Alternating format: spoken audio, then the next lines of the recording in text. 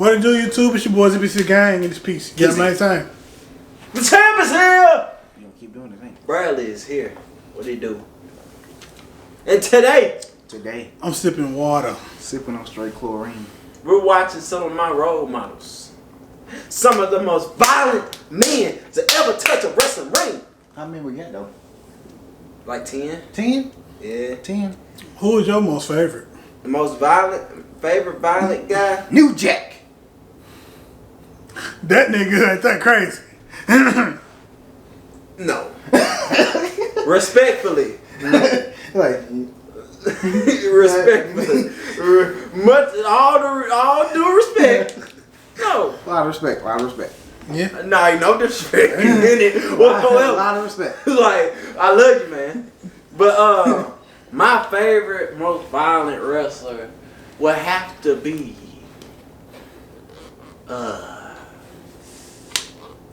Spit it out, boy.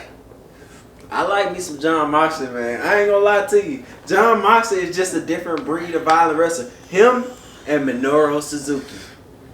I'm gonna say Hardcore Holly. Hardcore Holly? Suzuki, yo. Yes. That Suzuki work. I love them forearms, my boy. His pain. You saw that clip I sent you of like Walter just like. Oh yeah. Like wrestlers go through a lot for your entertainment, and the least you could do is buy in. So we finna disbelief. So we finna buy into this. The most violent wrestlers. Like Coach Holland. Is this top 10 or top 13? Top 10. Violence is never the answer, but in some cases it's extremely necessary. Yes. While wrestling can take on many forms like taut family drama, a sporting game of one-upsmanship between two esteemed athletes, or whatever the hell all the ants were on about in Chikara, the root of it all is violence, and some practitioners and federations have taken this core value and dialed it up to 11. Whether it's the brute physical force of monsters like Vader and Stan Hansen punching people so hard their souls exploded, Undertaker and Kane setting people on fire and being ghouls, or the ultra-violence from companies like CZW, Big Japan, ECW and FMW, violence in wrestling is just something you can't turn away from, no matter how much you may want to. But before we start, it's important to know that we are highlighting violent wrestling personas rather than wrestlers who were horrible bullying bastards outside the ring. As in a lot of cases, the most extreme wrestlers are some of the friendliest in real life. There are exceptions, of course. All due respect. And these are the 10 most violent wrestlers ever. Join us.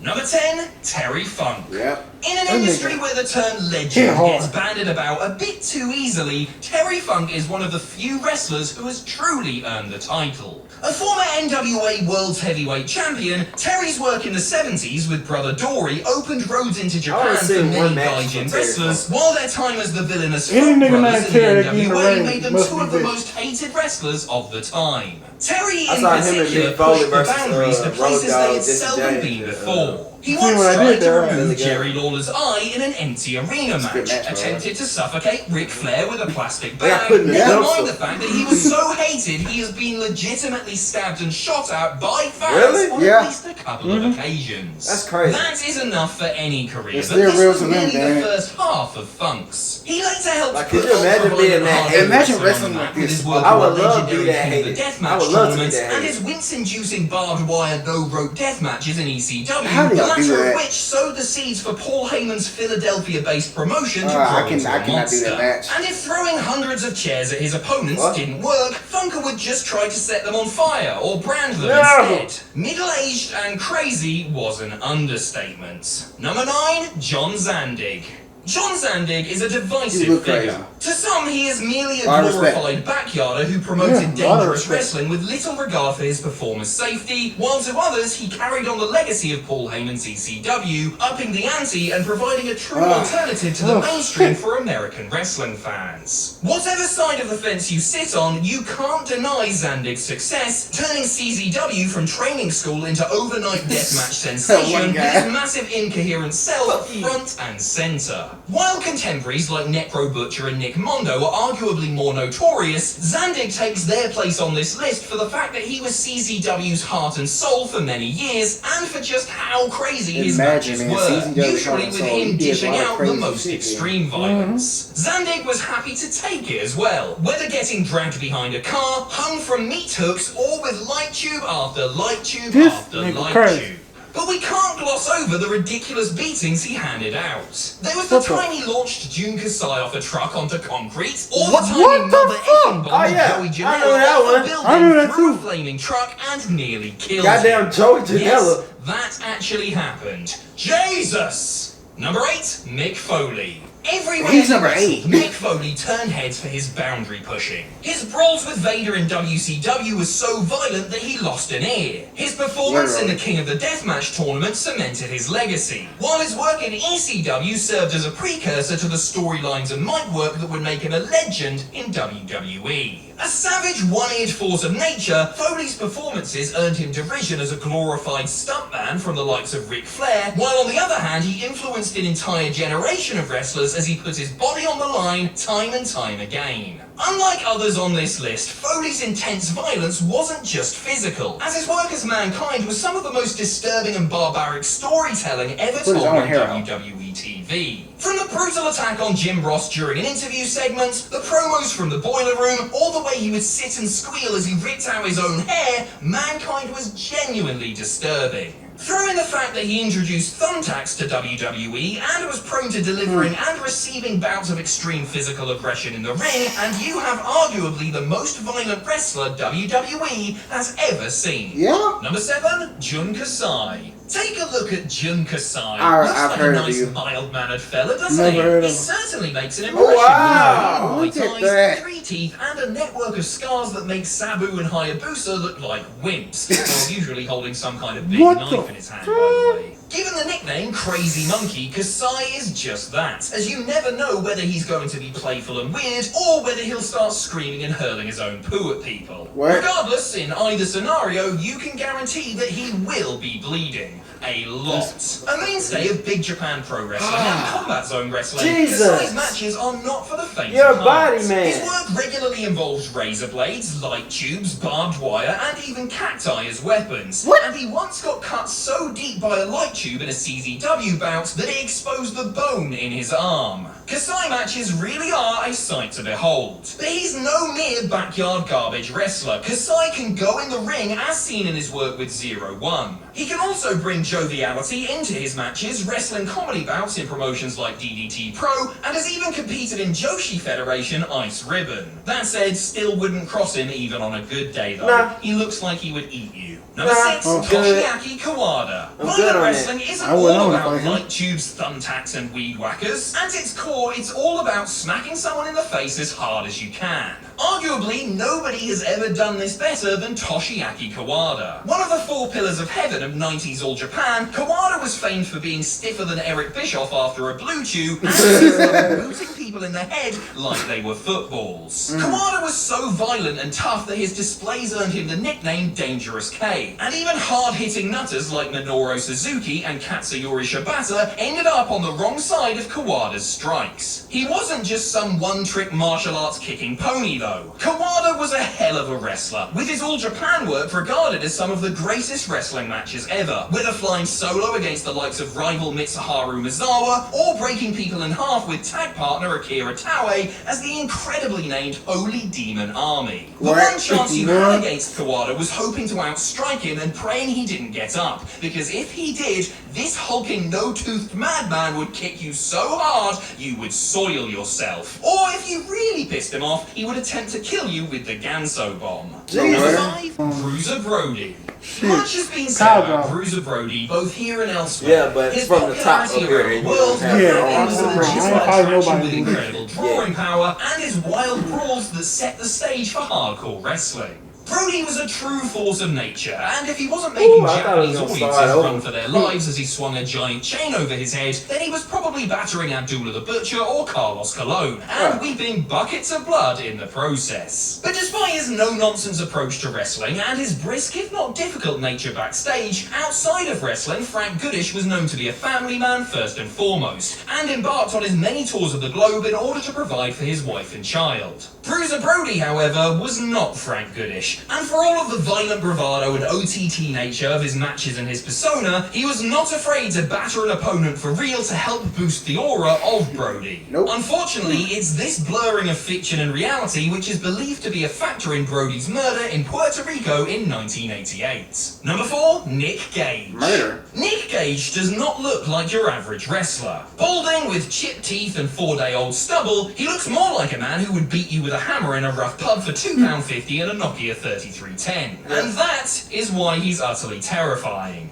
The first ever CZW World Heavyweight Champion, it says a lot about Gage's in-ring demeanour that he holds that accolade, and his matches in CZW exemplified its ultra-violent no-F's-given attitude to deathmatch wrestling. Gage is also the only man in wrestling to have won the Deathmatch Holy Trinity, the CZW Tournament of Death, GCW Tournament of Survival, and the infamous IWA King of the Deathmatch. Like most others on this list, Gage's work is not for the faint of heart. He once got impaled on a broken light tube, almost bled to death, cut a promo while doing so, was airlifted away where he died in the helicopter, and then was resuscitated. Somehow, this wasn't the end of his career, as he was back 1 week later. His career wasn't even ended when he spent 5 years in jail for robbing a bank, and last year he stabbed David Arquette in the neck with a light tube. I'm sorry, am I reading a wrestling script here or a rap sheet of a GTA character? Right! 3, New Jack. Take out your violent wrestlers bingo card and put a big inky dot on New Jack. Chances are, before you clicked on this vid, you were expecting the original gangster to appear, and I'm expecting a flood of comments down below saying, expecting New Jack to be number 1 actually, dickhead. So, yeah, New Jack. Where to start with New Jack? Might as well go with the greatest hits, eh? The mass transit incident, where he cut a teenager very deep in an ECW match. The Danbury Fall and aftermath, where he got brain damaged in a botched stunts and later tried to murder Vic Grimes in revenge. The baseball bat incident where he did his best Wade Boggs impression with Gypsy Joe's head, and he also stabbed somebody 9 times in a match in Florida. And this is all from a man allegedly with a handful of justifiable homicides to his name. Allegedly. So where does New Jack the wrestler end and Jerome Young the man begin? It's hard to tell, really. Years of living a hard life on the road, numerous substance abuse issues, and living the gimmick would be enough to break any wrestler, but when that gimmick is a stable gun-wielding thug who doesn't care about anyone, it must be pretty hard to switch off. Number 2, Abdullah the Butcher. Abdullah the Butcher, in his prime, was a sight to behold. Built like Jabba the Hutt and usually gushing with blood out of every pore, Abdullah was one of the founding fathers of what we know as hardcore wrestling today. His work in the 70s and 80s made wrestling more violent, more of a wild spectacle, and people could not look away. A special attraction all over the world, it was his work in Puerto Rico and Japan that made Abdullah an icon, as he routinely clashed with biggest rival Bruiser Brody and stabbed many people with forks during manic bloodbaths. I mean, just look at the state of his head. He's played so much in his career that his dome is an utter mess, with Mick Foley claiming that Big Abby can slot gambling chips into his forehead grooves. For all his trailblazing, his story also has its fair share of controversy. From blading opponents with little regard, to actively wrestling and bleeding buckets while hepatitis C positive, Abdullah's legacy is a spotty one, with superstar Billy Graham absolutely fuming when Abdullah was inducted into the WWE Hall of Fame. And that's without mentioning his Chamber of Horrors match at WCW Halloween Havoc 1991. Yikes. Number 1, Atsushi Onita. Without Atsushi Onita, this list would look very different indeed. The founder of Frontier Martial Arts Wrestling, Onita pioneered deathmatch wrestling, and for a while in the 90s turned it into a must-see money-making art form. A prodigious talent in all Japan, Onita first got a taste for wild brawls during an excursion in Texas, then became All Japan's junior ace during the junior heavyweight boom of the early 80s. Injuries forced Onita to retire in 1985, but he returned 3 years later with a chip and a barbed wire baseball bat on his shoulder, and soon after, FMW was born. Barbed wire rope matches, exploding ring matches, wild fights on floating rings surrounded by explosives, all were cooked up by Anita, and he was usually in the thick of it, dishing it out as FMW's biggest star, as well as its mad scientist. Still, the weirdest thing about Onita's ultra-violent style of wrestling is just how popular it was, with some FMW shows drawing in excess of 30,000 spectators. That's All of the them match that enamored had with the Onita, explosion, I contemporaries see. like Mr. Pogo, and innovative superstars Hayabusa and Megumi Kodo. So while some of the wrestlers that came after him up to the ante in terms of visceral carnage, Onita takes top place for what he created. Often imitated, never duplicated. It takes a special type of lunatic to create such a memorable deathmatch dynasty. No. Okay. No. Yes. Sometimes there's far. No. And then there's way too fucking far. Yeah. He took it way too fucking far. And so did New Jack. That nigga crazy. That Well, nigga fucking crazy. Like, But you might want to finish that. Right. Just get to watch this video. What? with all due respect, Terry. With all due respect. Yeah. With all due respect. Because That nigga fucking crazy. Bro, no. it's just Anybody on this list? No. Anybody on this list? No. I don't know. Abdullah the Butcher. Oh my God, I cannot wrestle you. You got No. You just okay. I You understand. bled buckets with Help C. I understand bleeding. Because I mean it enhances the match, and who am I to say that I won't do it one day because because I want to be a wrestler. But I'm not doing that shit. you got help, Titus C. You need help, my boy. You need help. No. Need help with the hip. And then fucking Everybody. death matches. Everybody. Death matches. CZW. That guy who died. How? You came back to life. And then I was say came back a week later. A Bro. week later. take a break. Take a break. Well, I feel fine. No, you don't. No. What you say? No. You died. Come on, God came back to life, still ready to go. We gotta take this. Yeah, it's a champ. We gotta take this. Yes, honey. That's your boo thing. I'm not having these fights. No. Man. Violent is. Y'all said violent. Violent is an understatement. It's an understatement. These niggas are demonic. They're demonic. And I would love to see one of these matches. And I would love to create one of these matches. No, we're not. No. Yes. You already Yes. know. Yes. I will kick you in the throat. Yes. How hard? How hard would you kick me in the throat? In the video. Hit the like button, share, subscribe, comment what you want to see next. Hit that post notification bell. That way you can get every notification whenever we post. See y'all next Video. video.